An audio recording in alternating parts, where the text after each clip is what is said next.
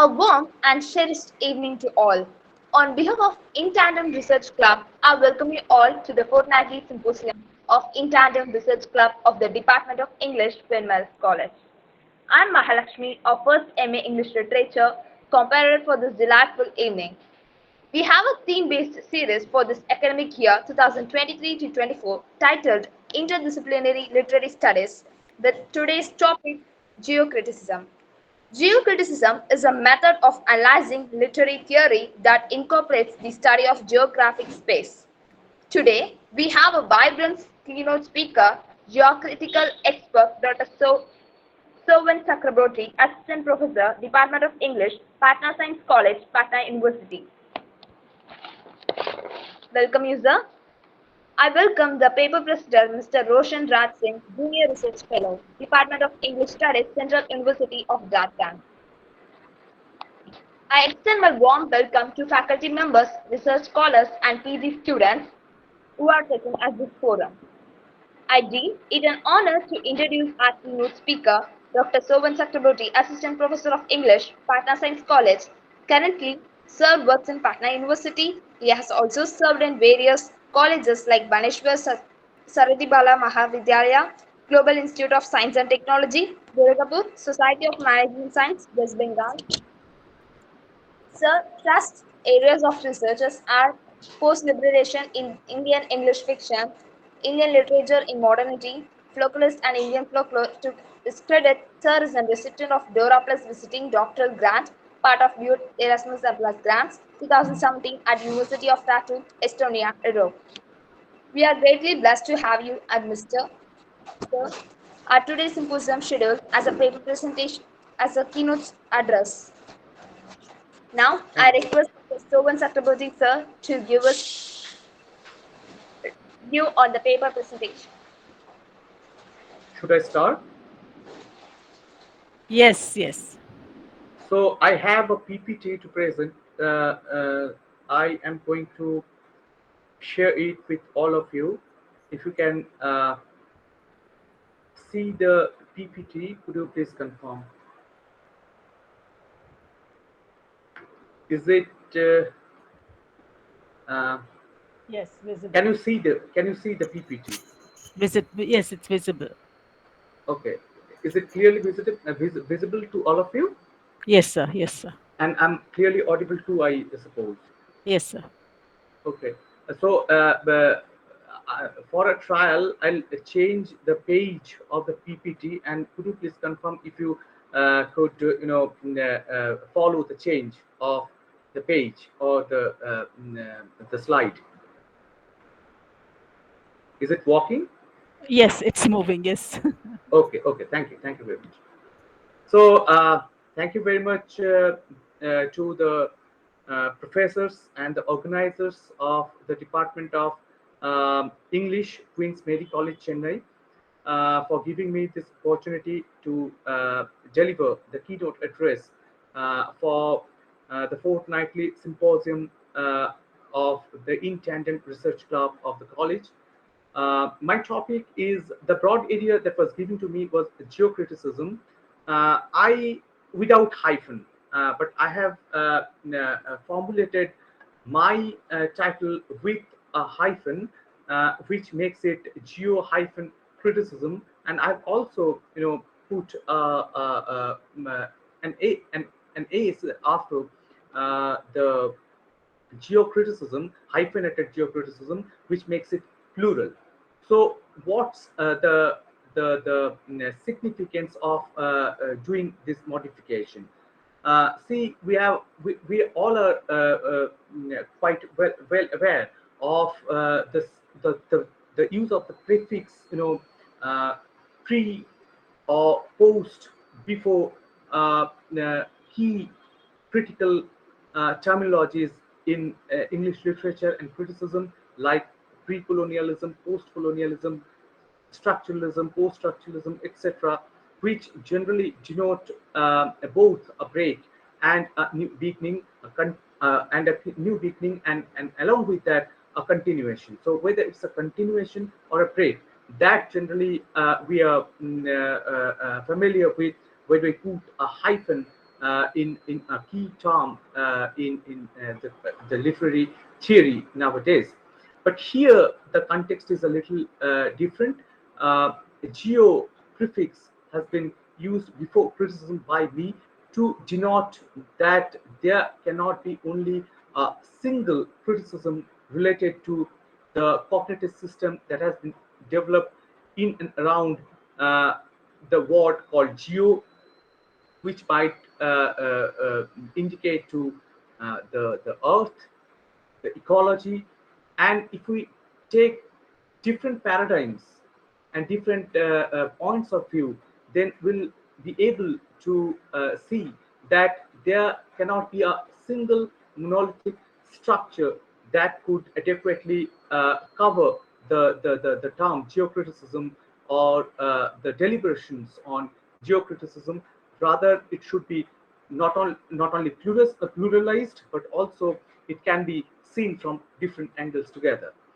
But yet, the I also admit that there is um, necessary to introduce uh, students and budding scholars to this comparatively new field. So, geocriticism, as received by the scholars today, that will be dealt with to some extent briefly in the first part. So there are basically two parts of the title. First is geocriticism and geocriticism as the monolithic structure that we consider to be the geocritical mammoth, the mammoth of geocritical theory as we receive it today. So geocriticism, and the second part will be the critique of geocriticism, which would attempt to pluralize it. So, geocriticism is proposed here in second part not to be a monolithic structure, but a pluralized one, especially when we see it see it from the point of view of post-structuralism and postmodernism, which is basically the turning point of the beginning of geocriticism, which is famously known as the spatial turn. So, when I come to the second part of the subtitle of the title or the topic of today's deliberation, then I think rhetoricizing the geolog or geologging the rhetoric is a kind of dialogic debate between whether we have been able to look at our earth, our deep ecology, which consider human to be a part of the ecological systems in entirety, including the animal world and the floral world, uh, or the arboreal world for that matter, the world of trees and flowers.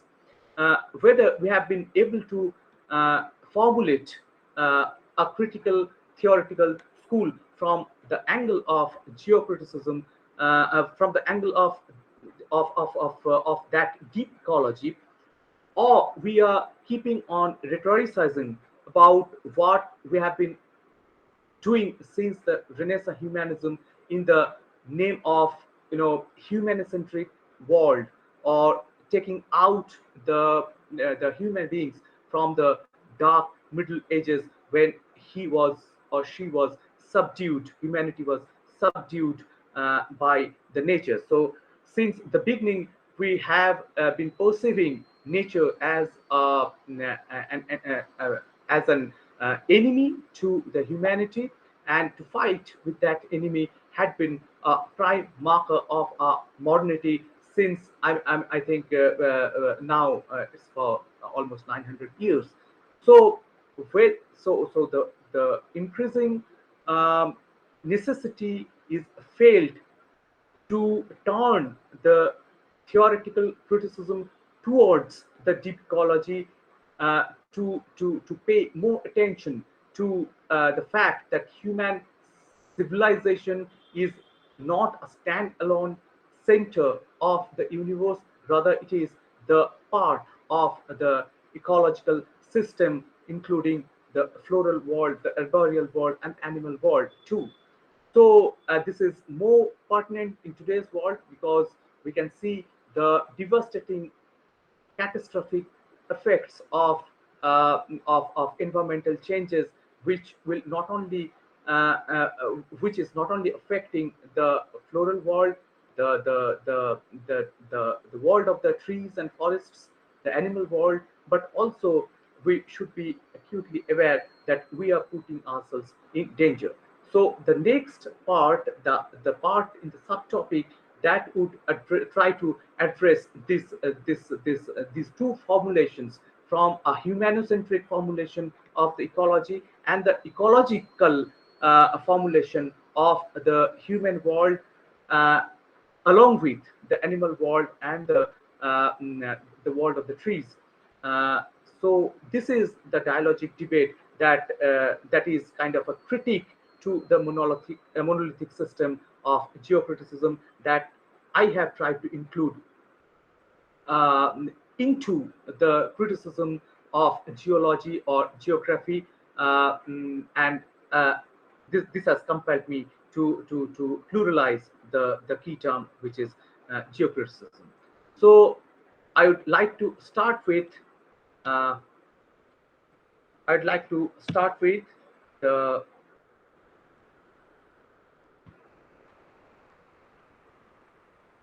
the flash fiction written by Borges, which is famously titled as "On Exactitude in Science." This talks about how geography was basically uh, following the logic of physical science, and was trying to exactly portray the spatial world with the spirit of maybe that of the physics or chemistry, that is the in the spirit of the natural sciences. And but at the same time it voices the concern that the logic of natural sciences cannot adequately address the human world, human civilization, because human civilization is not about physicality, it's rather more about the emotions, more about the existential conditions, more about the sensations, more about the human values.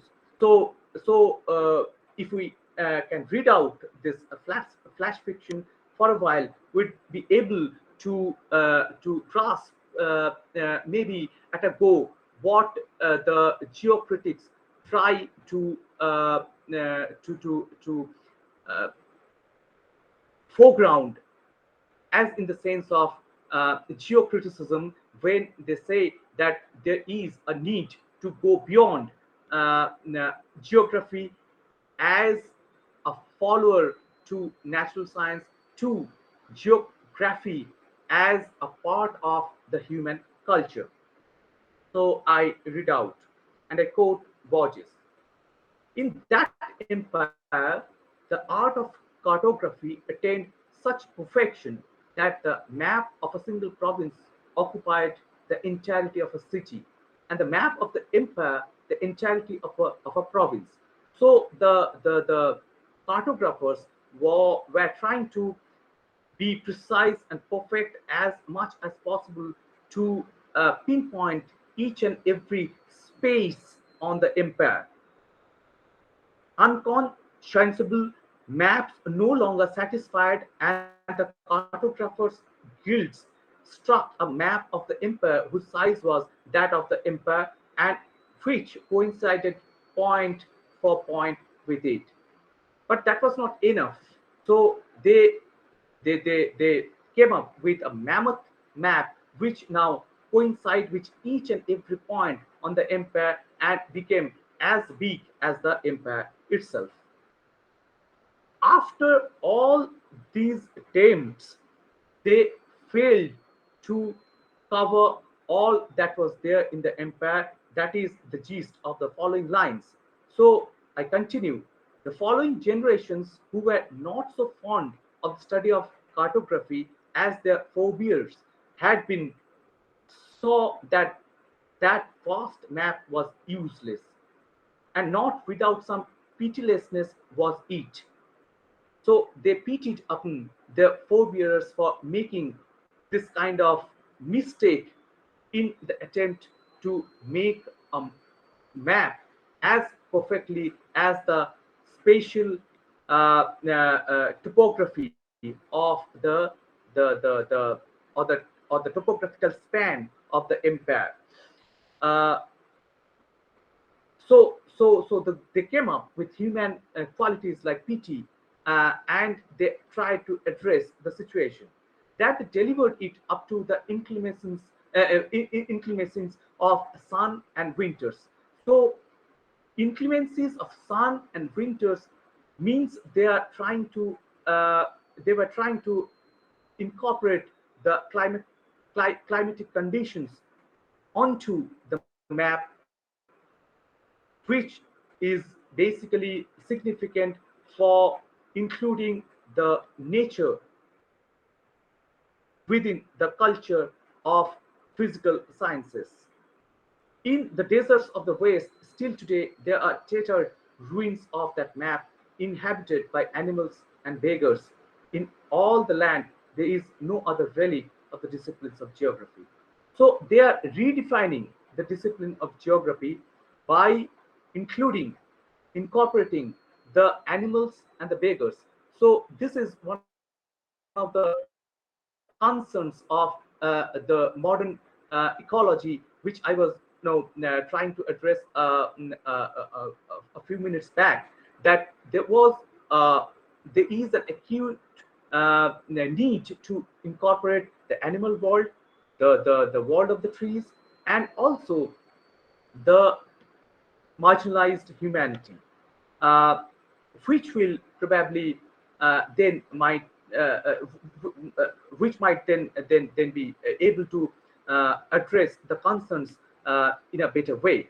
So they were already uh, the giving the hint that topography should be something more than what the cartographers were doing, or the spatial studies should be more about what the cartographers were doing, or geography as a discipline should come out of the exactitude of the physical science, and should be able to incorporate the human civilization along with the other ecological counterparts of human civilization like animal worlds and the worlds of flora and fauna. So try to uh, with this I try to come up with the definition of the spatial turn with some of the phenomenal observations of some of the by some commentators and geocritics. So David Harvey in 1995 book says that famously says that the geographical imagination is far too pervasive and important a fact of intellectual life to be left alone to geographers. So geographers here refer to those scientists who are trying to study and and execute the discipline of geography in the spirit of following the spirit of physical science. Whereas David Harvey is of the opinion that when we imagine the spatiality that catches us from all the sides, then we will see that imaginative power is beyond the scope of any physicality or empiricism for that, or instrumentality for that matter, and that is to be the duty of incorporating the human civilizations and the counterparts of it, the animal worlds, the floral worlds, the worlds of the tree, etc., uh, with the help of human imagination. So here is the importance of the intellectual life that could address the discipline of geography. Dennis Congrove says that a widely acknowledged spatial turn across arts and sciences corresponds to post-structuralist agnosticism about both naturalistic and universal explanations, and about single-voiced historical narratives, and to the concomitant recognition that position and context are centrally and inescapably implicated in all constructions of knowledge. So basically, he's trying to say that the post-structuralist is trying to take a post-structuralist stance about the study of geography, and trying to oppose the single-voiced historical narratives, that is the time space compression narratives that has been in fashion for since the inception of modernity. So it was for long that historical narratives, or the chronemics that had predominated or dominated the field, or the fields of natural science, along with the offshoots of those natural science in the social studies sphere, means the social sciences. So he is actually advocating to take out the social sciences like geography from the grasp of the natural sciences, from the grasp of the monolithic historical narratives, to the especially for geography, to the sphere of post-structuralism, which will come up with a polyphony in the studies of geography, with so many voices coming up together, voicing human sentiments and concerns, and the concerns of the other world, other humanly worlds. Fine. So this is uh, this is a commentary by Barney Wolf and Santa Arias, and this is a more recent commentary that came up in 2009. They say that recent works in the fields of literary and cultural studies, sociology, political science, anthropology, history, and art history have become increasingly spatial in their orientation. From various perspectives, they assert that space is a social construction relevant to the understanding of different histories of human subjects, and to the production of cultural phenomena. In some ways, this transformation is expressed in simple semantic terms, the, that is, the literal and metaphorical use and assumptions of space, place, and mapping to denote a geographic dimension as an essential aspect of the production of culture. They are basically taking space as a production of culture, or a product of human culture, and they are trying to support the same argument, which takes geography out of the grasp of the structuralist physical scientific narrative, monolithic scientific narrative, to to a polyphonic post-structuralist narrative of post-structuralist narratives of polyphony that would incorporate several layers of human and other humanly civilizations or worlds. Fine. So the basic uh, tension in the study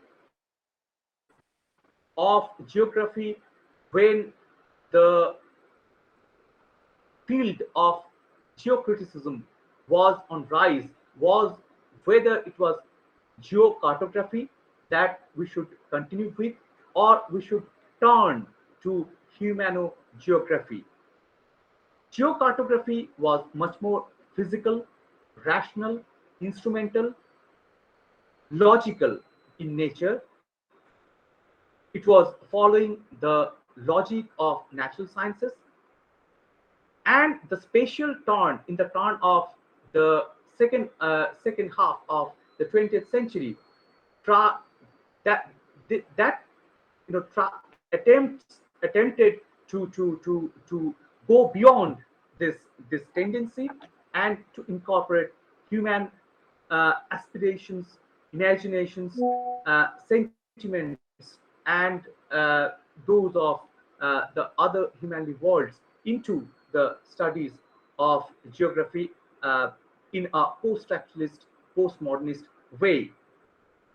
So basically, geography was a study of graphos, that is, of drawing the spaces, mapping the topography with the spirit of a rationalist, which was basically teleological, or which had an end in itself, in sync with scientific or technological logos, that is, logic.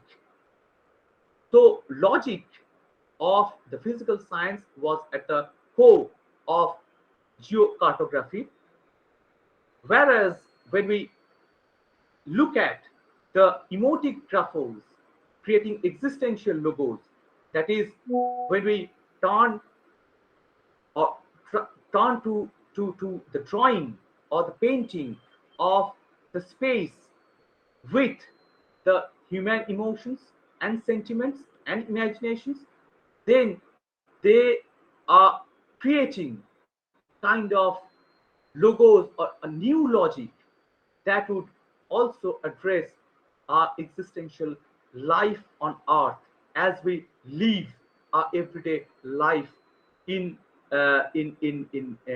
in this world. So, and not only we means not only the human beings, but also the animals and the world of flora and fauna. So there was a kind of revolution in the form of GIS, Geographic Information Systems, which was trying to scientificize means, physically scientificize, following the logic of the physical sciences, much more making it trying to make it rational or instrumental, or radically physical in nature, that was not able to adequately explain the human and non-human ecologies that thrive on a particular space. So the space, in short, was not only, there was a realization that space is not about only the spatial points on that, is not about the mapping of different points on that, but a space is also about who reside in that and how they lead their lives. So space is also about how the imagination colors the topography and the geography of a particular space. So the more there was this attempt to make geography more scientific or technological for that matter, there was a counter argument coming from the world of humanities or the scholars of humanities, that there should be an incorporation of human existential uh, conditions who actually reside within that space, to address the concerns of geography.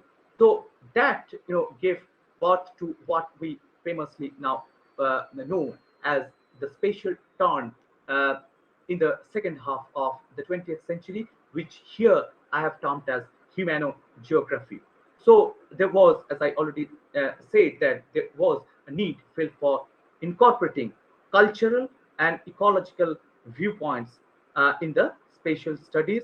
So there is a need to go beyond the standalone status quo of the field of geography, as the topographers, the geographers, and the developers of GIS were doing.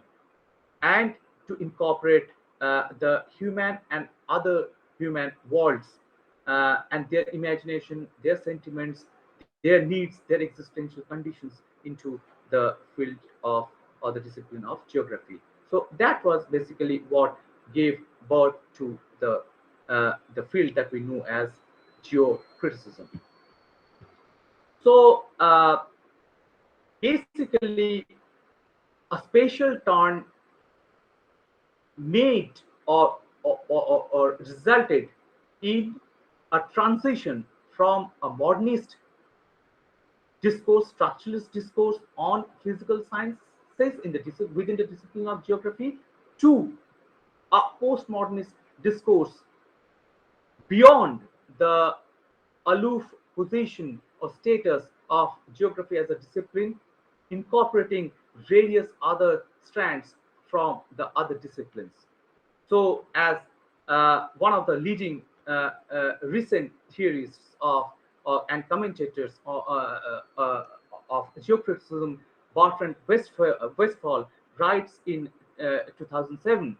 Actually, 2007 was the publication year of the French volume, which was translated later and published later in 2011, that the spatial turn was aided by a new aesthetic sensibility that came to be understood as postmodernism, with a strong theoretical critique provided by post-structuralism, especially in French philosophy, but quickly extending into various countries and disciplines. Moreover, the transformational effects of post-colonialism, globalization, and the rise of even more advanced information technologies helped to push space into the foreground as traditional spatial or geographic limits were blurred, erased, or redrawn.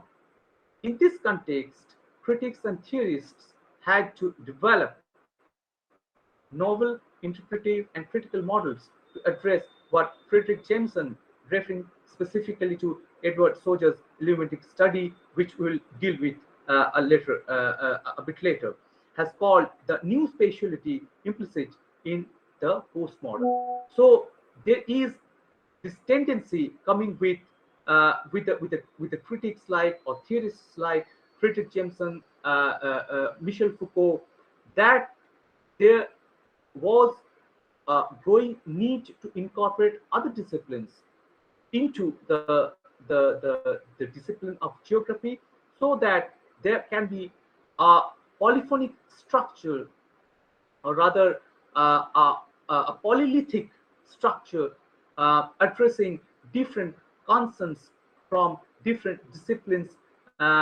addressing human and other human uh, uh, conditions, existential conditions, into the discourses of uh, the then discipline of geography, which basically turned it from a post-structuralist discourse to a postmodernist discourse. So this is all about the spatial turn, uh, which is the central terminology of geocriticism. Some of the magnum opuses means some of the very significant studies that addressed the concerns of geocriticism, or that basically showed or paved the way for geocriticism, where the following texts like Michel Foucault's Of Other Spaces. It was basically a lecture delivered in 1967, published much later in 1984, and then it was basically a lecture delivered in Tunisia in 1967, and later it was published in 1984. Then Henry Lefebvre's The Production of Space, 1974, Edward Soja's Postmodern Geographies, 1989, Frederick Jameson's Postmodernism, 1991, David Howey's The Condition of Postmodernity, 1990, and Bertrand Westphal's Geocriticism, Real and Imagined Spaces, 2011. So in English, I mentioned this text, some significant part or very important, observations from this text just now. So I would try to take out. I mean, I'm compelled because the time is very short. So I'm compelled to be selective.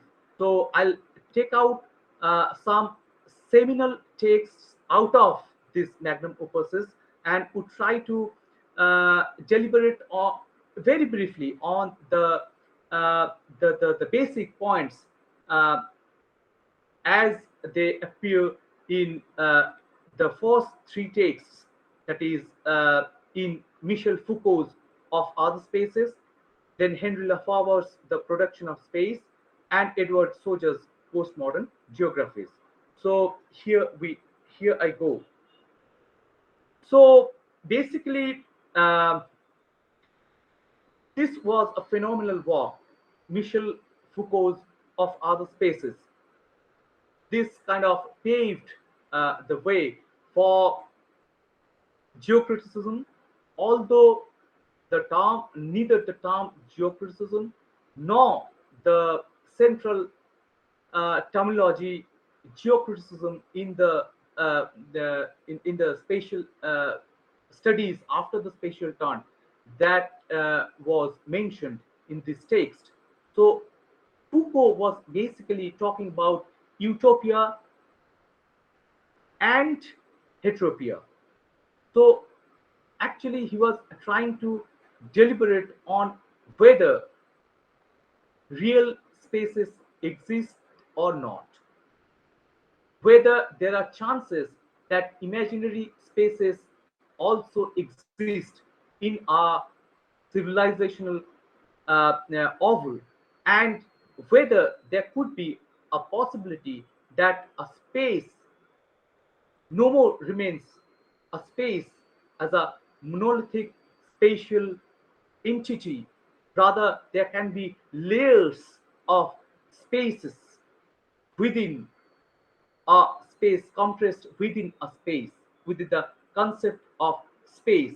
So, for example, he was trying to find utopia and heteropia together as far as spatial studies are concerned in the image of the space of mirror. Mirror exists in a real life, but at the same time, mirror cannot stand on its own. But the mirror's existence is a relative existence. Unless and until there is somebody standing in front of a mirror, there is basically no existence to a mirror. So a mirror is not only a real space, but also it is a space that is imaginary or utopian. Mirror cannot stand on its own. Mirror does not have an agency of its own. So mirror is a space, is existent, but at the same time it is either non-existent when we say that mirror can't stand alone as an entity, or at most at the most it is coexistent or relatively existent with the other entities. Ones who come in front of the mirror, they supply agency to mirror. So a mirror is basically both a utopia and a heteropia. Utopia because it can't exist on its own, so it exists only in imagination. But heteropia because it is coexisting with different layers of existences of its own, and the entities that come in front of it, and also the reflections that the mirror contains within it. So there are layers of spaces within a same space called mirror. It can be non-existent and it can be existent heterogeneously at the same time. So it's a utopia and a heteropia at the same time. So basically, the modernist context, in the modernist context, the spatial study or the conventional geography was all about, along with other disciplines too, other disciplinary studies too, rather, in physical sciences, in social sciences, even in human sciences to some extent. Uh, it was history which was predominating, because we studied everything historically, diachronically.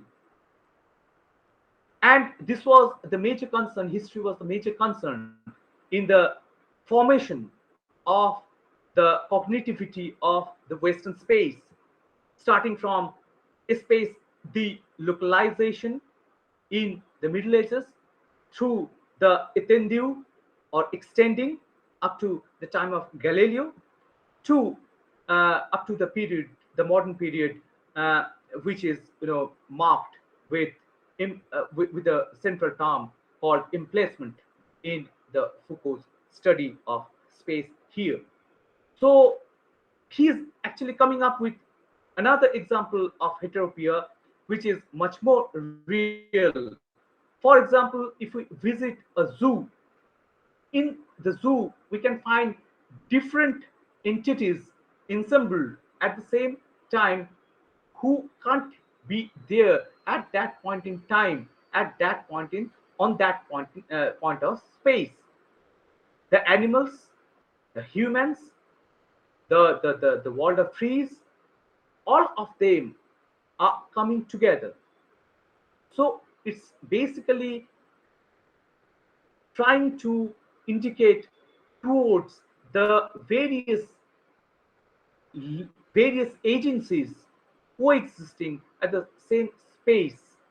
So the zoo itself is an example of a heterotopia, a geographical, spatial entity with layers of existences living together, who otherwise would not do so in other situations.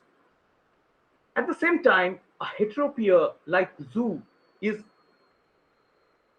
is painted with heterochronic inclinations too. Heterochronic inclinations means there are several layers of times coming up together. For example, we visit zoo in a real time, in a time of a day which is within our routine life. But at the same time, we visit zoo as a tourist for a change. So it's a touristic time that we are addressing when, we are visiting a zoo. So heterotopias separate us from our usual routine, usual time. So heterotopia is not only about the spatial dimension of it, but it is also about the historic dimension of same thing. So the same phenomenon. So heterotopia is also about the heterochronicity of the existence. So this is all about Michel Foucault's of other spaces. I mean the central deliberations in this lecture. Next, I'm coming to Henry Lefebvre's The Production of Space, which was published in 1974. Now, Lefebvre is a Marxist critic, and a Marxist critic always tries to look at each and every situation from the point of view of production. So he is giving another dimension to this heterogeneity of existences to the space, when he says that space is not only a stand-alone entity, rather it is a relative entity, uh, a relative structure related to the system of production. And the system of production is related to the everyday life, the labor forces, the capital, uh, the several agents of capital, like the owner of the factory, the people who work there, the people who marketize the products, etc., etc., and obviously the people who purchase. So there is this network of social production engineering, which is basically addressing a space that in turn affects social practices and perceptions. So he is actually turning into the studies of different modes of the production of space. So basically, he's taking up three layers of the dialectical development of space, following the spirit of Marxist dialectics. That it's about everyday practices, which is termed as the perceived space.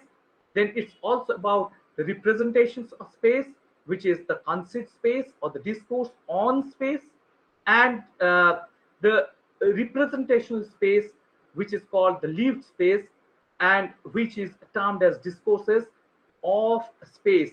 There is a mistake here. This shouldn't be discourses on space. Rather, this should be discourses of space. That is the representations of space in several human discourses. So and all of these three layers are not stand-alone layers. They are bound in a dialogic pattern, in a dialectical pattern, and they keep on carrying out dialogues among themselves. So that is all about Henry Lefebvre's The Production of Space. And the last seminal text that I'd like to take up in this section is Edward Soja's Postmodern Geographies, 1989. So Edward Soja is basically promoting what he says new geography. So taking out geography from its physical scientific kernel or social scientific kernel, following the spirit of physical sciences, and the disciplinary aloofness of the geography as a discipline, and turning into a, what is famously termed by Soja as spatial term, which we have been deliberating for maybe for the last half an hour, as proposed by Foucault and Lefebvre. We have just deliberated on that, on their works, their viewpoints, and the construction of Marxist geographic alert to urbanization and global development. This is another layer to the studies of to the studies of spatiality after the spatial turn, or at the spatial turn, which is an alert to the urbanization. So what was the loopholes in the urbanization as an instrument of human superiority, and the global development as an instrument to capital accumulation. So, what was the loopholes? What were the loopholes that these,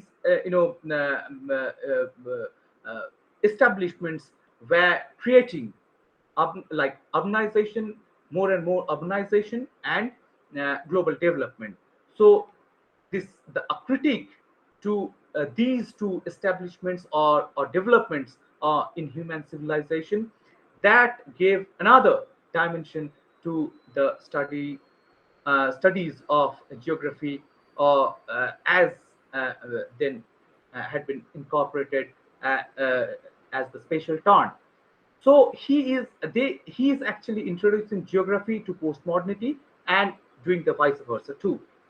So, for example, he has deliberated on two aces, which talk about the landscapes of Los Angeles. So the I'd now would like to turn to the next part of the of of today's deliberation on my critique of geocriticism, which is towards geocriticisms or the polyphonies in geocriticism that we have looked into so far. So it's a polyphony of the polyphony that was already created by the deliberations on geocriticism in the second half of the 20th century. Excuse me, sir. So, Just a uh, moment, sir. I think we have just another 5 minutes.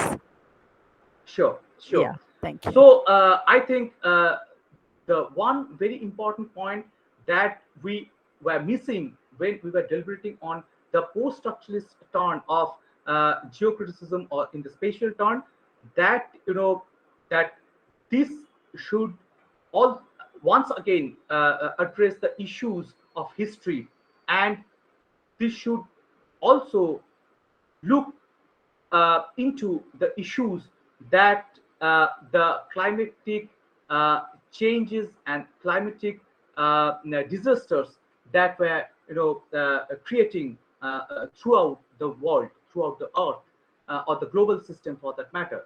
So many have said that the current epoch is the epoch of Anthropocene, where human is at the center of the universe, and it's trying to steal every other ecologies on the world.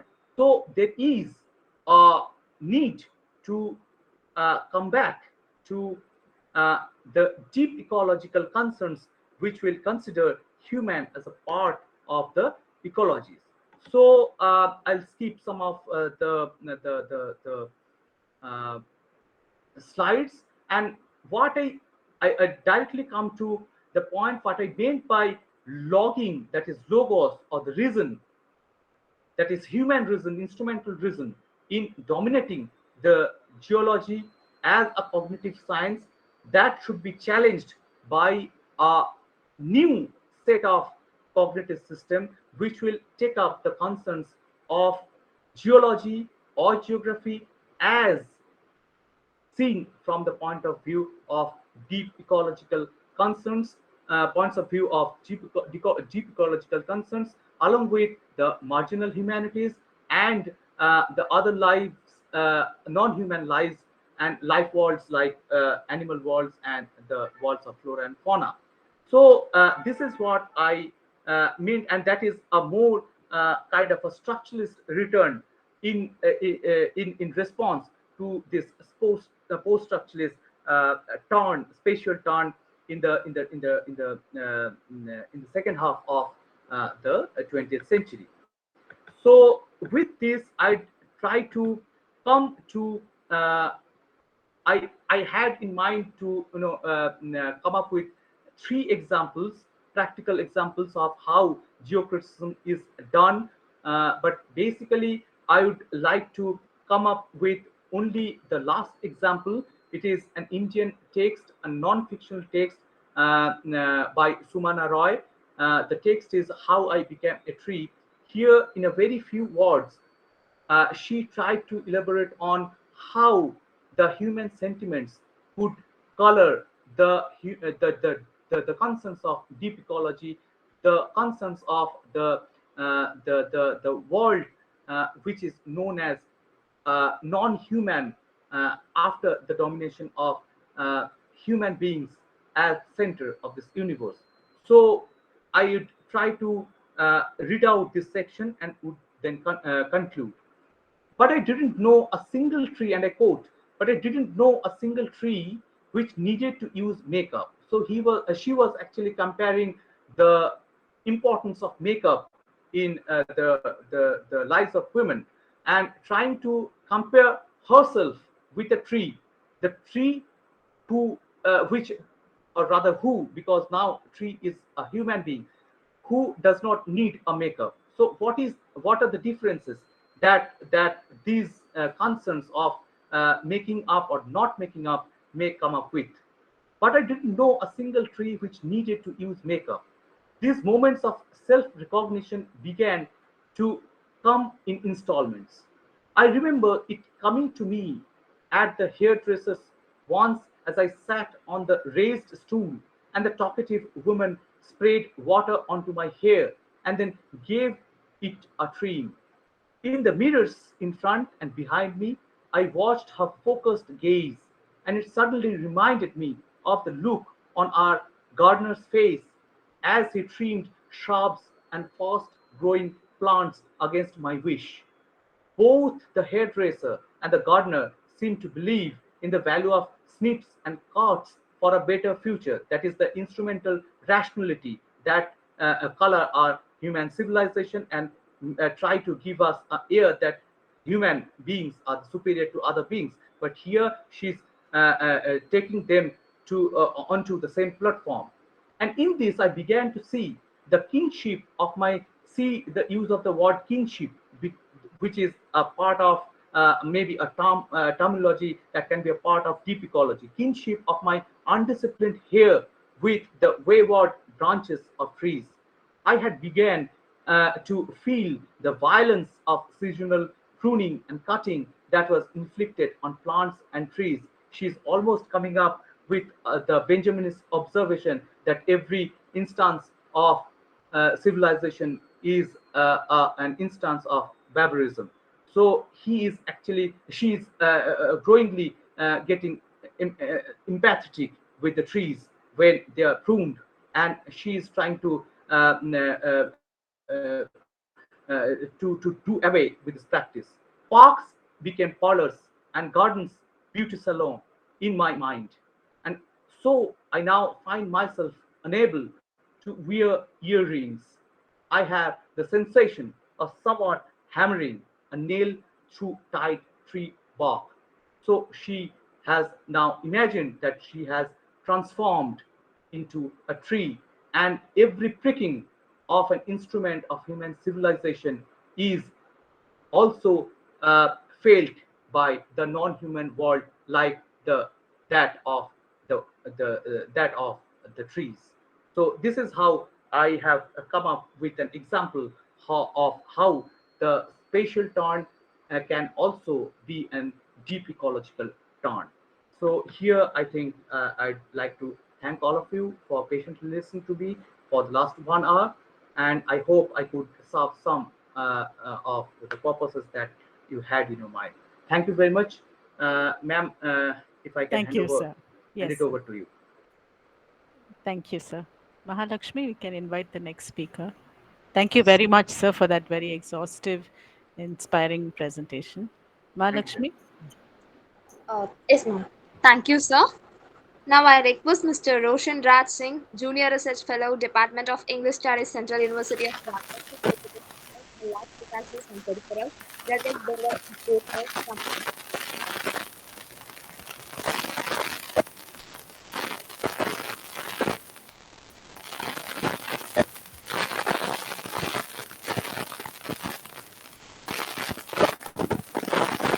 Good evening, everyone. My name is Roshan. I'm a junior research fellow at the Department of English Studies, Central University of Jharkhand. And before I begin, I would like to thank James for that exhaustive lecture. It was really enlightening. So, the title of my presentation is Lives Precarious and Peripheral, Deltaic, Bengal, and Keynote from a Waterborne Land. I have divided this presentation into two parts. I'll begin with the idea of Just space. a moment. Just a moment. Is your audio clear or is mine muffled? My audio. Your voice is very muffled. Is it with my? There is no, there is this problem. It is just now it became muffled. Yeah, there is this disturbance somewhere. Yeah. Okay. Okay. Okay. Carry on, sir. So I've divided this presentation into four parts. I'll begin with the idea of space and discuss what geocriticism is. Thereafter, I'll try to establish a relationship between climate change and geocriticism. Then I'll discuss the geographical area of Deltaic Bengal and specifically the Sundarbans. And at the end, I would discuss the books, the field notes from a waterborne land by Peripheral. So, to begin with, I would like to discuss what we mean by space. So our understanding of any particular place, it is determined by usually three things. The first is our personal experience with that place, and second is our reading about others' experiences of that same place, and then comes our point of view, including our biases and wishful thinking. So if I were to think of a place like New Delhi, for example, whatever idea of New Delhi is in my mind, that will first be created if at all I've visited New Delhi by my own personal experience of that place. And whatever I've read about New Delhi, about others' experiences, could be travelogues, etc., that will also help me in trying to form a picture of New Delhi. And thereafter, after I have these two experiences, my own point of view, including whatever biases or imaginations I have about that place, all of these three things combined will form the image of New Delhi, Delhi or the place of New Delhi in my mind. Bertrand Westphal, who is the proponent of geocriticism, he argues that space is more important than time and geography is more important than history. So he has also sort of placed space further up in the pedestal. And the concept of space-time has emerged and evolved since the Renaissance. So it is not a new concept that we are seeing. So we can say that space is the physical and metaphorical setting, location, and environment in which any story or any literature unfolds. So space encompasses both the physical, tangible space where the narrative event is taking place, and it also means the internal psychological space that the characters of the story or the book inhabit. Now, geocriticism and the idea of space. So, how does these two things relate? So, time and space have already traditionally been interlinked in literature. But in contemporary times, we are seeing that there is a transdisciplinary approach, which is more and more common in today's literature. Henri Lefebvre, a French Marxist philosopher and sociologist, he built upon the perception of space on three moments, which is perceived space, conceived space, and experienced space. So, to elaborate on these three kind of perceptions which Lefebvre has, if I were to talk about, for example, like a college building. So the perceived space of the college building is whatever our senses inform us about the building. That will be the perceived space. And the conceived space was what the architect of that building had put down on the paper in terms of the design of the building, how the building would look. So whatever was conceived by that architect, that space is conceived space. And then comes the experience space, when the students and teachers enter that building and whatever they do in that space, that becomes each person's experience with that space is different, and that is what he means by experience space. Edward Souza also develops this concept of third space based on Lefebvre's movements. So geocriticism was theorized by Bertrand Westphal in his book Geocriticism, Real and Fictional Spaces, which was published in 2007. Excuse And me, just a moment. Sridatta ma'am, your mic, if you can mute it. Okay, okay. I'm just wondering where we can plug. Yeah, in spite of it, it's yeah. shall I continue on? Yes, sir.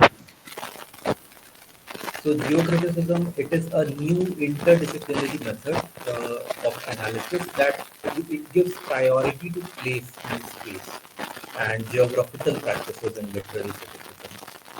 So geocriticism poses the question whether the place should become a new critical category in addition to race, class, gender, etc., which we already have. And geocriticism regards all writing as a map.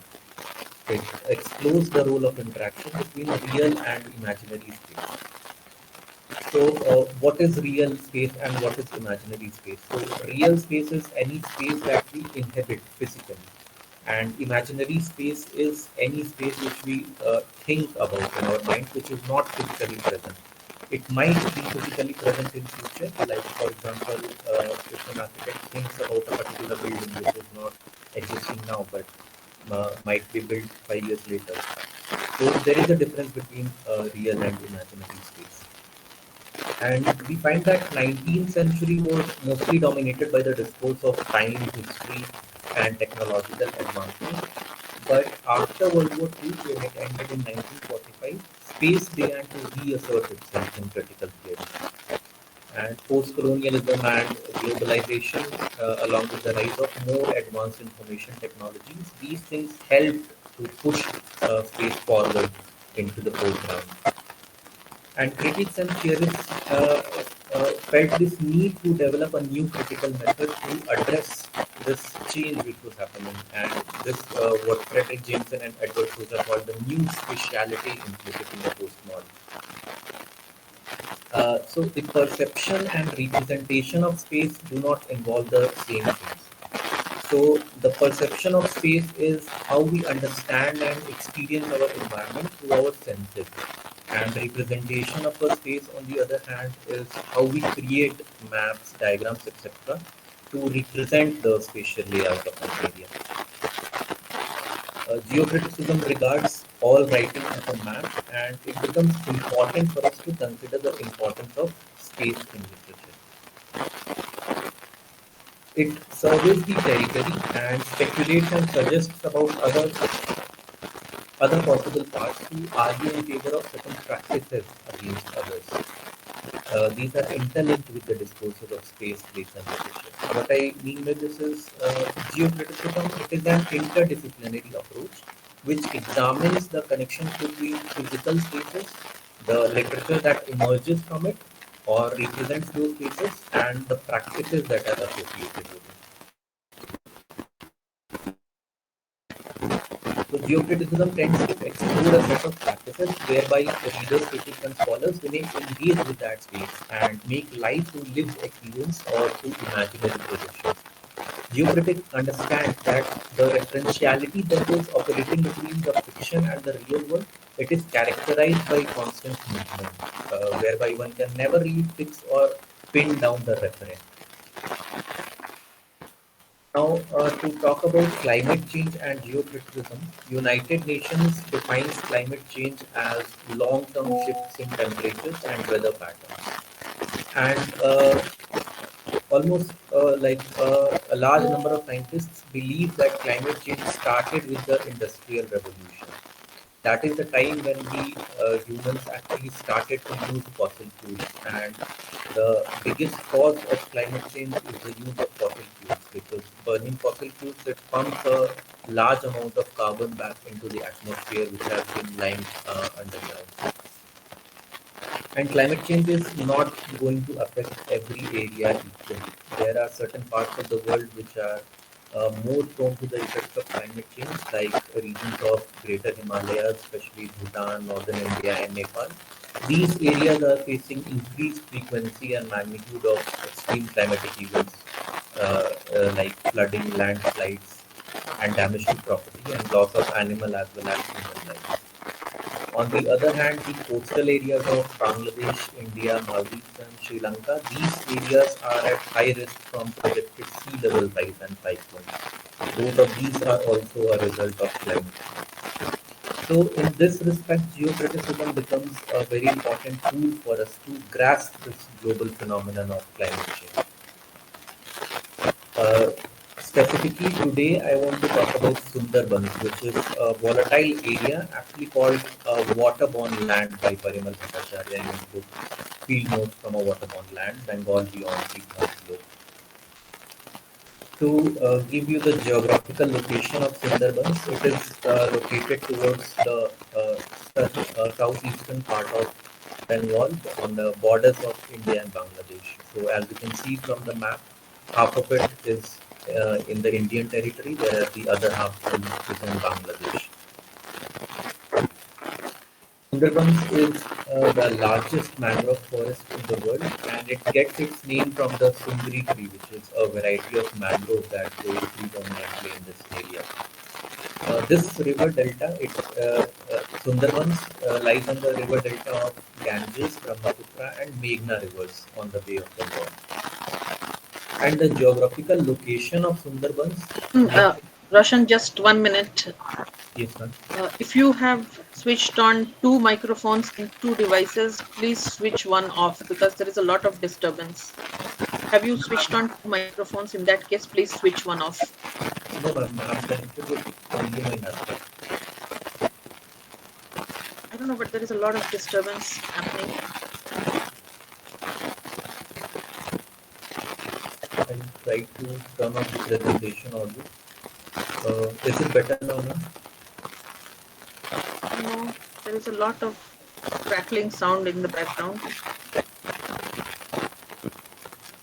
Shall I try to? Roshan, maybe you can change your location. But it shows two devices.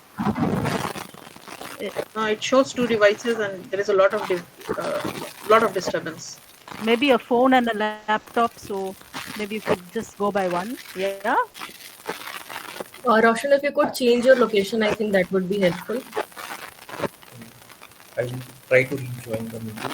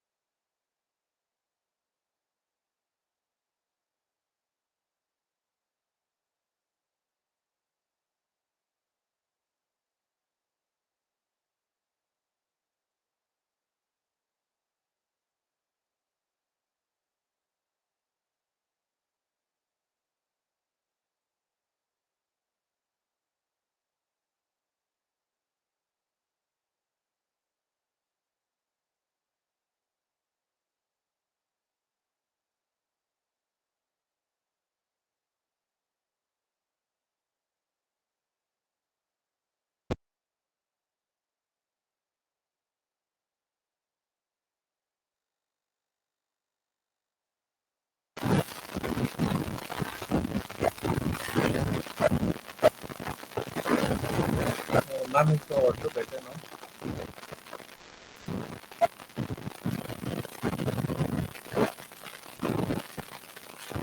No, the sound is still there. I think it might be a problem.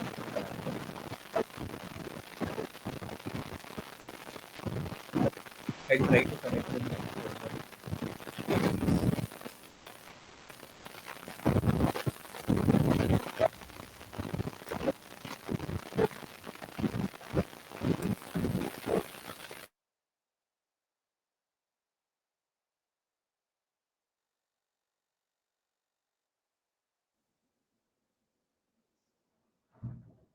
Ma'am, is the audio better now?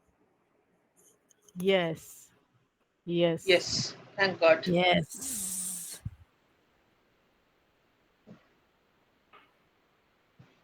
Yes. If you will take it up now again, Roshan. Yes. So, as I was saying, Sundarbans, it is the largest mangrove forest in the world. And this place gets its name from the Sundari tree, which is a variety of mangrove that grows predominantly in this area. So, Sundarbans lies on the delta of the Ganges, Brahmaputra, and Meghna rivers on the Bay of Bengal. And the geographical location of Sundarbans makes it very vulnerable to the ills of climate change because, as we all know, this area in particular is very prone to cyclonic events. And due to climate change, the number as well as the intensity of these cyclones is only going to increase. The site is also intersected by a complex network of tidal waterways, mudflats, and small islands of salt tolerant mangrove forests. Sundarbans is not only home to a very large variety of animals and plants, including the Royal Bengal tiger, but it also houses a large human population of around 4 million people.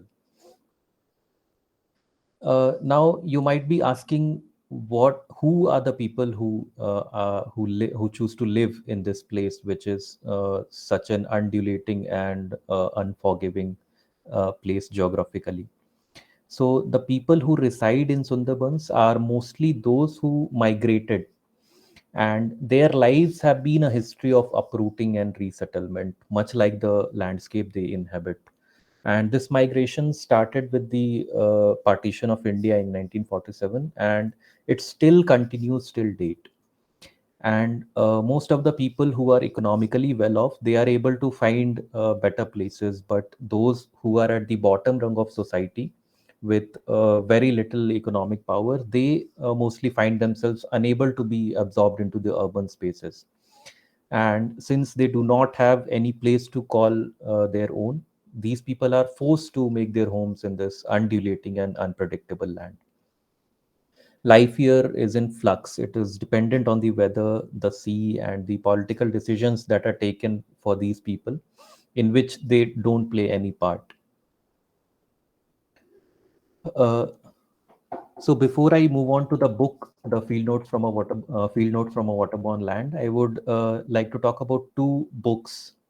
One is the Marichapi massacre by the Blood Island, which is about the Marichapi massacre by Deep Haldar, and another is Interrogating My Chandal Life by Manoranjan Vyapari.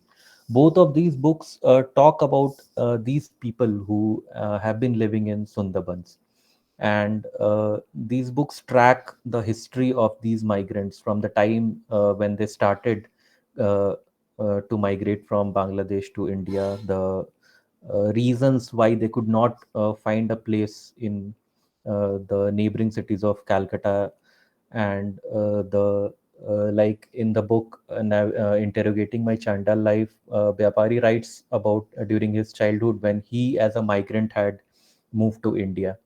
And after the government settlements started, earlier they used to receive some funds from the government for their survival, but then later on they were moved to Dandakaranya in Madhya Pradesh, which was a very like foreign land for these people who had grown up their entire life in parts of Bengal. So these people decided to move back to a island named Marichapi. They very painfully built up their lives from scratch. They cleared up the land and built their settlements. But then again, a very forceful removal of these people took place by the then government. And the story of this Marichapi massacre is narrated in Blood Island, which is by Deep Haldar. So moving on to Field Notes from a Waterborne Land. This is written by Parimal Bhattacharya, who is an associate professor in the postgraduate department of English, Maulana Azad College, Kolkata. And this book is part travelogue, journal, and memoir. And it takes us through the fascinating land, which is peopled with these unforgettable characters. So what I have done is I have taken certain sections of the book, which I will discuss, and through that we'll come to know about the story of these people. So the first quote is where Bhattacharya is talking about a colony which is being taken apart overnight because of the flood, the warning of the flood, that the floodgates are being opened because of heavy rainfall. And he writes an entire colony was being taken apart and stacked up in heaps, with children on top clutching live poultry, pet cats, and green gourd creepers ripped from roof thatches. And this is not the first or the last time that these people are moving their homes. This has been an annual occurrence, and sometimes a biannual occurrence because of the geographical location of this place. It is not a place which has fixed seasons. And like during monsoons, every year they face floods and they have to move with their entire belonging, their entire home has to be moved. And after the flood subside, they have to come back to the same place because they are not able to find any other place where they can build their homes. So now they are busy repairing the cottages, cleaning up homestead lands, preparing the plots for the rabi crop. It's a lot of hard work. Some have lost their cattle, some have lost everything. So we can only imagine what these people are going through every year when everything that they have built up gets washed away. Sometimes they are able to save whatever they can, sometimes they are not able to save anything at all. And here he talks about the rivers and how this area has changed. Left alone, the rivers would continue to meander and create new land. Over the last 1.5 centuries, railways and roads have damaged this region's natural hydrology. Dams and embankments have meddled with the natural flow of rivers. Floods, considered nature's boon, have become a bane. In Bangladesh, floods uproot 20 lakh people every year. So it is not only like the events of climate change that are causing havoc in this region. It is also the human activity going on in this very sensitive ecological area, like building of dams, embankments, etc., and roads, new roads, railways are being constructed that are meddling with the natural flow of the rivers.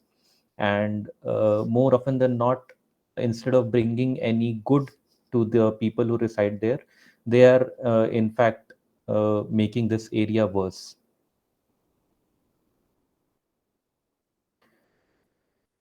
Then he writes about the people who live there, or rather who are forced to live there. The poorest among the ecological refugees squat in the peripheries of town and cities. In Kolkata alone, more than 10 lakh people live in shanties on four drainage canals that run through east to west across the city. Sometimes they are pushed into ecologically critical lowlands, drainage basins, and floodplains of rivers. Moving from place to place without a permanent shelter, they are a most vulnerable human group. So we cannot say that these people are like forcefully inhabiting this ecologically critical space. It is only because they are not able to find any other place where they can build their homes or build their lives. It is because they are forced to live in this place, which is why they are living here.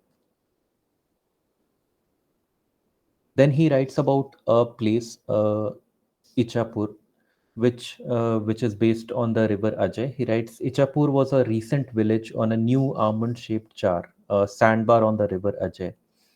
The Land Revenue Department called these lands Pyoshti Jomi, the waterborne land. All the settlers here belonged to backward caste groups. They had migrated here from across the border as recently as in 1980s. So the history of this place is also very dynamic because there are certain islands which keep like being formed and then washed away next season. And he talks about one such place uh, which has recently been surfaced, like the island on which this village is based, that has recently been sort of waterborne because it is at the mercy of the river. If the flow of the river is such that the island is above water level, it will be so. And who knows if the next flood is going to submerge this entire land. Then he talks about an area which was made habitable by the people, much like Marichapi must have been. He writes, less than 30 years ago, jungles covered the spot. It was the habitat of jackals and monitor lizards. Nobody set foot here, and then came a group of humans. They cleared the jungles, turned up the earth, and grew food on it. So it also talks about the willpower of the human to survive in any place. They are not left to their own. They will find a way to make their own lives there, even though this area is very unforgiving and keeps changing. It is always in flux, but still, since people have been forced to live here, they are trying to make their lives in whatever way they can. But then, of course, we cannot ignore the dangers that this area faces. On 26th May 2009, Cyclone Aila devastated Dulal's world. It battered the mud cottages on the island. tore the bunds and sent farm plots and homestead lands under salt water. So these cyclonic events are not new, and they have been hitting this area for quite some time. But uh, because of climate change, the cyclonic events that are going to come forward in future, they are not only going to increase in number, but their intensity is also going to increase. And since these people have settled in this area, they are the most vulnerable, and at the same time they are also like economically not equipped to deal with such natural calamities. Further, he writes, the most harrowing news, however, was that the entire Adivasi Para, the portion of the island jutting south, had vanished under the raging waters. It had just dropped off the map. The 2 dozen families who had their homes there could never be traced. So we can see how dangerous life is here. You never know when your home, which you have built with so much effort, might just vanish overnight because of a cyclone or a flash flood. Then he writes, Cyclone Aila brought back to focus the predictions of the experts. For many years, they have been warning that we'd lose the Sundarbans sometime soon, that it would be the end of one of the most fascinating places on earth. As I write this, another Cyclone Amphan, has battered the Sundarbans again. And this is not going to stop. The cyclones are not going to stop.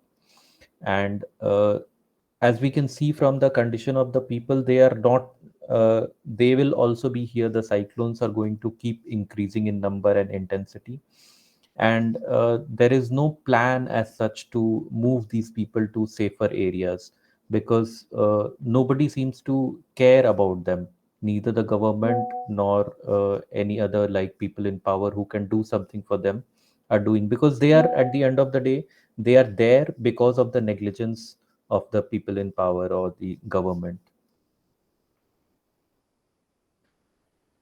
Here, there is a conversation between a researcher who has gone to Sundarbans with the author, and he says that in the next 12 years, the Hooghly estuary will sink.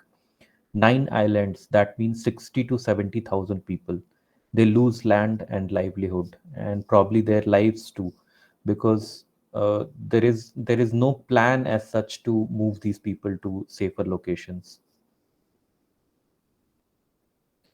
And this is the concluding quote, which sort of summarizes the lives of the people who live in Sundarbans. Shifting faith, shifting identity, shifting land. The Sundarbans was a metaphor for such identities. So the people who reside in this place, first of all, they are not doing it out of their own will. Most of them have been forced to inhabit this place because they have not been able to find any other place where they can build their homes. And since there is no rooting, no mooring for them, their identity also shifts, because most of us have our identity linked to the place we live in. And since the place itself is in flux, the identity of these people also is in flux. And Sundarbans, I don't want it to become a metaphor for such identities, but I am forced to say that this might be, and currently it is the reality. And I would like to end my presentation with this picture from the Sundarbans, which I don't know how long will stay the way it is right now, beautiful and ecologically diverse, because the dangers of climate change are very much there, and it is only increasing with the time that is passing. Thank you for listening to me. Thank you, Mr. Roshan Raj Singh. Ma'am, is it Alina is going to present? Ma'am? Alina, she's a first year undergraduate student. She's very inspired by the poster, and she has a small write up. So kindly make allowance for her youth and listen to her. Yes, Alina, over to you. Thank you, ma'am. Thank you for giving the You can opportunity. keep your video on if you want. Ma'am, actually, I'm having a tap, so it won't Okay, be okay, no problem. convenient for me. Okay, yeah, just read out what you've written. Good evening, everyone. I, Alina Das from First BA English Literature, would like to present an article titled Inspiring Imageries, the narrative of inanimate muse of Bankim Chandra Chattopadhyay. I have been introduced to the concept of geocriticism very recently. As I kept reading, the concept of spatio-temporality felt like it was heaven for me, as thought arose in my mind that the space-time continuum is not solely controlled by the physical factors, but it is more of the cultural values, imagination, and a lively touch which keeps the continuum going. I wanted my writing to reflect these factors in order to create a transformed space-time continuum. Now I would like to begin the reading. At times, the world gets perplexed with questions that arise, defining the senses. These questions of unchecked vitality come as tingling sensations to the instincts. One such question is, can a place ever acquire the status of a muse? From the contemporary point of view, the author's musings about a geographical area is nothing more than romanticizing, but yet, from the eyes of a geocritic, it is the immense psychological attachment to the creator that the creator feels at relating the settings to its original geographical area. A muse can either be a very lively form or something lifeless, but our memories of lively things are short lived. Even though lifeless things lack animations, yet they create a long lasting memory, which leads to the flooding of imageries. This writing in no way is a propaganda to glorify the districts of Bengal by adding dark side to the so called megacity Kolkata. Rather, it is an account of how the simplified environment with potfuls of greenery contributed to the making of ex- exquisite plots with, with intricate detailings. Bankim Chandra Chattopadhyay was indeed the wizard when it came to weaving plots with suitable settings. Even though most of his writings come as a challenge to the Babu culture prevalent in Bengal during the 18th and 19th century, his choices of areas alongside the coastal districts of Bengal, namely Medinipur, South Chobis Pargana, and Hooghly, as settings for his novels, come out as his urge to represent the Bengalis who suffered from a severe identity crisis due to the discrimination of the Bengali Babus in Kolkata. Be it Indira or Devi Chaudhurani, the titular female characters he created had stood for the places he set them in. But the actual place which served as his muse for years was Daryapur in Kontai, Purva Medinipur, my own homeland. It was the real epitome of serenity and simplicity. It was the place where the Bengali Babus lived peacefully and peacefully, where the Bengali Babus had some uterine kin for the place. The dream allegory, the very imagery of the dawn at the seashore, a scene from a distance, is described by the male protagonist to his fellow traveler in the novel. This heart-wrenching scene could not have been created if it would not have been seen by the writer from within the casuarina trees of Daryapur beach, which is a very infamous beach. If one takes a look at the title Kapal Kundala along with the female protagonist, one comes to know that it is inspired from the regional deity of the same name, who is a fierce form of goddess Kali, often regarded as the initiating energy of occult practices and the protector of nature. Kapal Kundala, the girl brought up by the Apalik, has a divine motherly coating on her, though when exploited, she assumes her violent form. Kapalkondala is an allegory of the sea around the coast and is a representative to the interactions of the sea and the land. A present day mind visit to Bunkim's Muse is necessary because it still holds its symbols in place as stacks of literary pleasure which Bankim Chandra attended when he explored into the scenic yet vicious forest of Daryapur. But there's a question which will remain unanswered. Will our memory of Bankim Chandra's muse be fresh in our heart forever? Finally, I would like to thank everyone for listening to my words with rapt attention. And I'm grateful to our distinguished guests and our HOD ma'am for ensuring me a platform to put forward my views. At last, I would like to thank everyone who has contributed to drive my spirit towards writing this. Thank you. Thank you, Alina. Now the floor is open to discussion. Maybe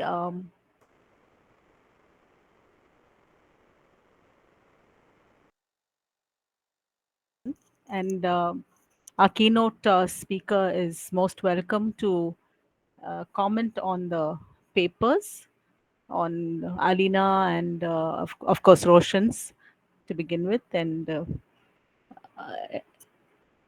sir, may I have your remarks on the two papers, sir? After that, we can go on to further discussion. Yeah, sure. Give me a second. Yeah, so I am actually very much elated to listen to both of the presentations. The one made by Roshan, and the second one by Alina. And I'd like to say that the analysis made by Roshan is really illuminating, and this is the need of the hour.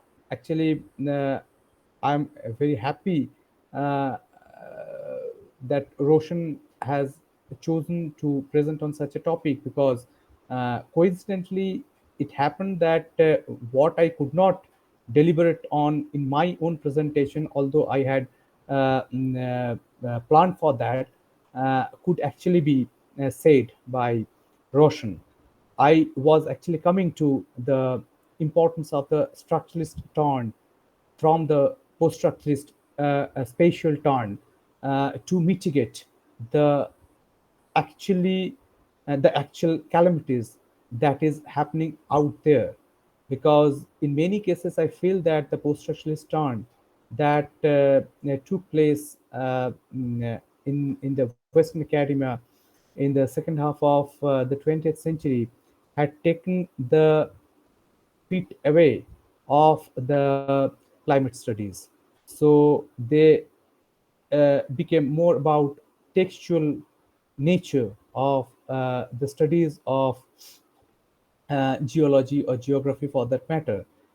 They tried to incorporate several streams together, but at the same time they took the realistic kernel out of these disciplines too. But with the uh, uh, emerging necessity felt for mitigating the actually happening calamities out there in the climate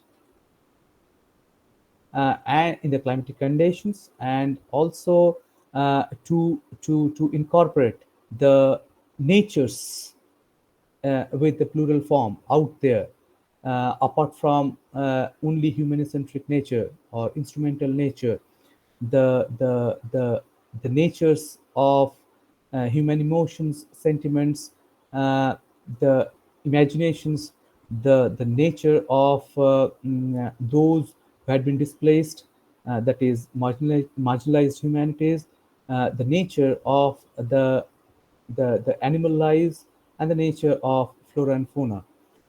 So this is what I refer to as deep ecology. So this is the need of the hour, and for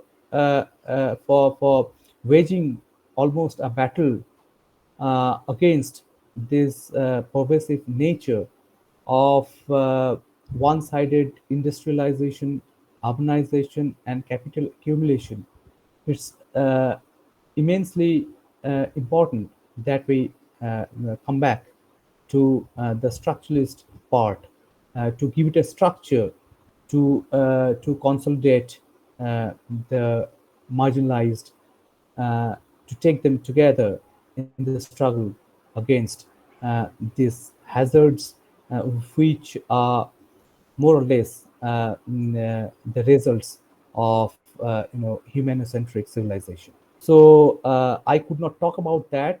This is why I gave in the title the name, uh, the importance that the importance should be given now to develop being a rhetoric that will be more geocentric in nature rather than humanocentric in nature.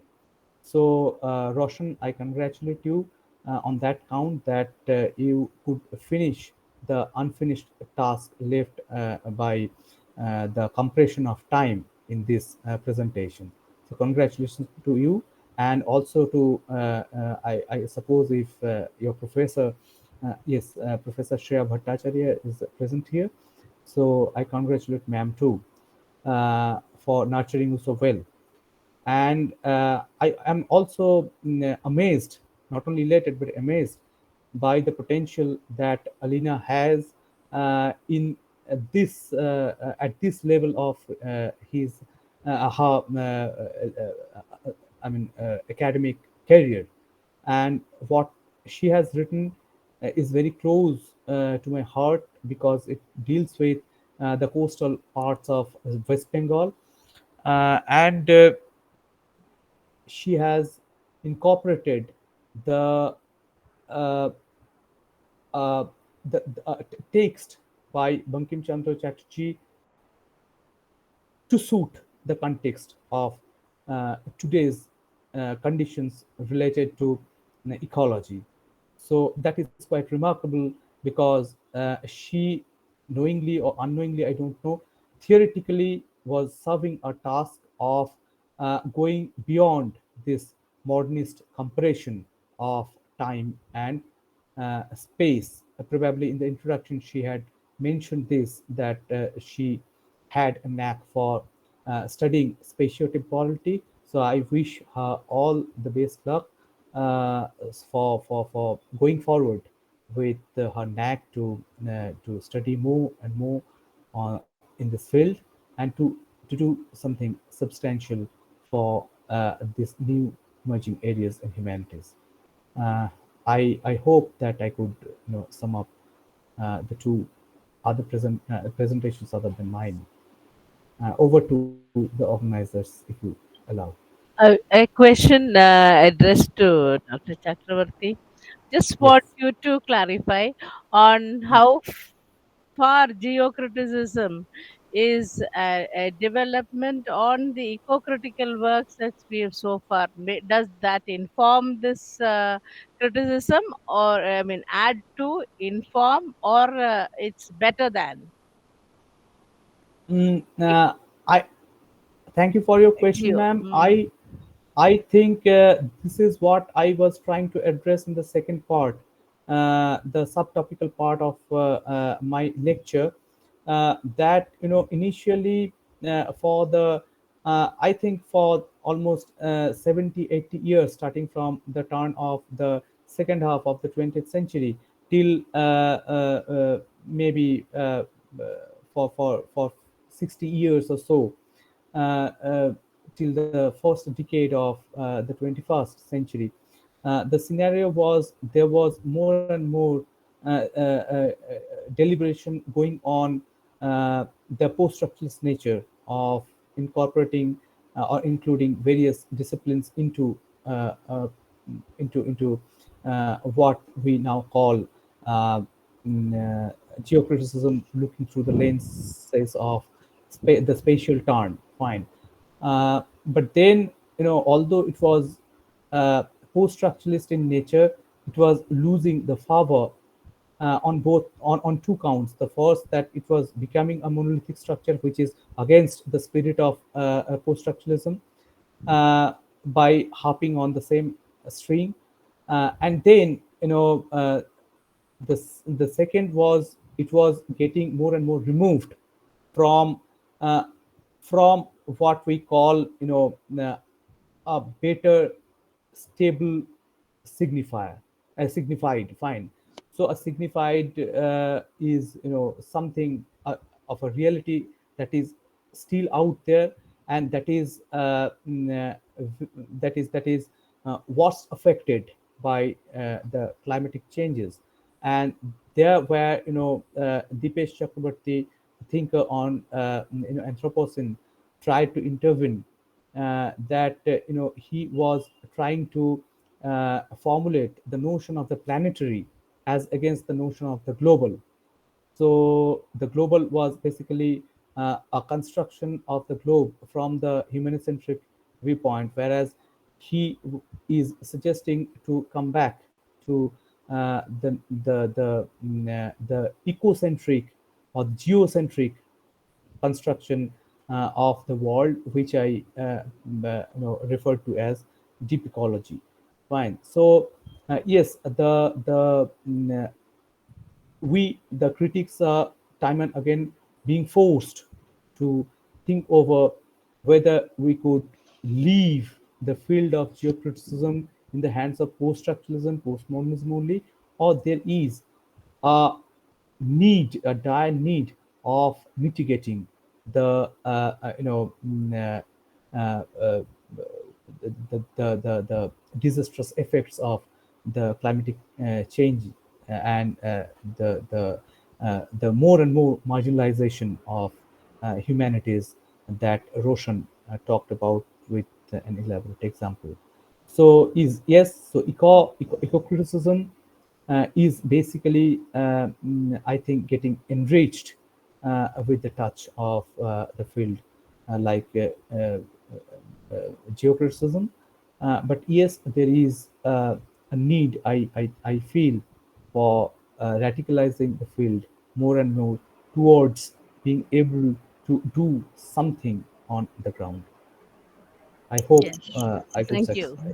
Thank you. Thank you, sir. Thank you, sir. There's a question for Roshan from Sanjana in the chat box. Roshan? Yes, ma'am. So, Henry Lefebvre's concept of space uh, is actually Henry Lefebvre perceived space with respect to three moments, which are perceived space, conceived space, and experienced space. If I were to give an example, like if you would imagine a playground, the perceived space of the playground is whatever your senses tell you about the playground. You may see different colors of the rides, a certain smell of the playground, and the temperature of the playground. Whatever your senses inform you about the playground is your perceived space. Whereas the conceived space is whatever the builders or makers of that playground thought of before making that playground, whatever diagrams or blueprints they created on paper as to where the rides would go, where the play area would be. So that conception of the playground in the mind of the architect, that is the conceived space. Whereas experienced space, when the children actually go out to play in that playground, each of that child's experience with that playground will be different. What that child does in the space of the playground is individual to that child. So space is a combination of all of these things: the perceived space, conceived space, and experience space.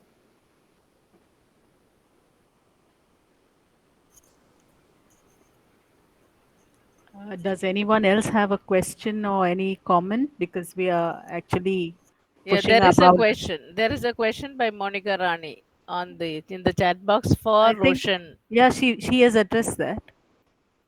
Yes. She has addressed that. Okay, one more question, is it? Just now, Yeah, Monica okay. Rani has Yeah, sent in okay. my. Yes, Can one we more draw question. parallel? Yes. Yes, we'll, Roshan, if you can address that Yes, question, ma'am. we'll wind up the session with that. So Monica asks if we can draw any parallels between the experiences of the inhabitants of the Sundarbans and broader discussions on the relationship between marginalized communities, ecological challenges, and the preservation of cultural identities. What we see with the community that is living in Sundarbans, it is sort of an amalgamation of not just ecological vulnerability, but also their caste identity. Most of them are from lower caste. Their economic backwardness also plays a role, where these people are not very like equipped to set up a life that is uprooted. Even people who are well off, if every year with the floods and climatic events their entire home was to be uprooted, it is very difficult for a person to rebuild their life. And this scenario is happening with them almost every year, sometimes twice a year as well. So, of course, these marginalized communities are the most vulnerable. And as far as the preservation of cultural identities is concerned, as Parimal Bhattacharya has written, that since these spaces are in flux, their identities are also in flux, because there is no mooring for them to associate their identity with the place that they are living in, because the place in which they live, that place is also changing continuously in flux. So, Monica, I hope I was able to answer. Yes, just one last comment to both of you today, Alina as well as Roshan, for having chosen texts that you are familiar with. So that is, I mean, you talked about all kinds of spaces that you are familiar with now, and that is, instead of choosing some Western work, it's something back home, and this is what we should be doing in whether in eco-criticism or geocriticism. Thank you for your choice of works, both of you. Thank you, ma'am. Can I ask a question? Yes, Alina. Uh, uh, uh, Sir, I would like to ask the question to Roshan, sir. When I was reading Hungry Tide by Amitabh Ghosh, which also provides a great insight into the climatic crisis and as well as the existential crisis of the Sundarban Delta, the author used the female protagonist to draw the attention of the readers, who was a marine biologist from America. Actually, I believe that no story written on this people of Sundarban is actually their story. A lot of influences from outside come into their narratives. Do you think that if we can create literary world around this people solely based on their views, we can draw attention of people towards their existential crisis? Yes, actually, the issue that I feel is there is because since these people are so backward and not as much equipped to, I should not say this, but to tell their own story in the mainstream, we have been seeing their story through other people. But there is one instance, like the book I was talking about, Interrogating My Chandal Life by Manoranjan Vyapari. He was actually, his family migrated from Bangladesh, and he has himself lived in the refugee camps in the Sundarban area, and that book is his own autobiography. So that is one instance that I can think of where the people there have been able to tell the story themselves. And as far as other people telling their stories is concerned, of course we should try to enable the people there itself so that they can tell their stories themselves. But on the whole, I feel no matter where the story comes from, at the end, what is important is that the stories actually come out and people get to know about them. So even if it is a marine biologist from US who is telling the story of these people, it is adding to the discourse, and ultimately the discourse and its development is important. Thank you. Thank you, Alina. Thank you, Roshan. Mahalakshmi, we can wrap up Yes. the session. We have come to the end of the session. I deem it an honor to propose the vote of thanks. I thank our keynote speaker, Dr. Sovan Chakraborty, for sharing his valuable insight on geocriticism. I thank our college principal for her constant support. Our heartfelt thanks to Dr. Mariapati Srinivasan, Associate Professor and Head of the Department of English, for providing various research opportunities to the research scholars. I would like to thank our paper presenter, Mr. Roshan Raj Singh, for sharing his insights. I thank Ms. Alina for the presentation. I thank all the staff members and research scholars who are present at this forum.